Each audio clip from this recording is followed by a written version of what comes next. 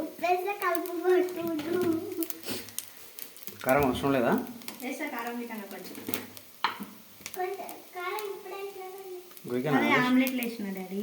Omelette ఆమ్లెట్కు taste వస్తుంది.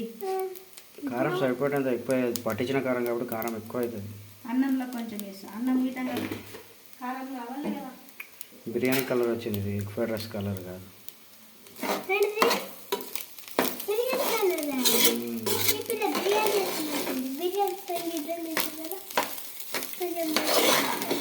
ఏదన్నా మరి బిర్యానీ కలర్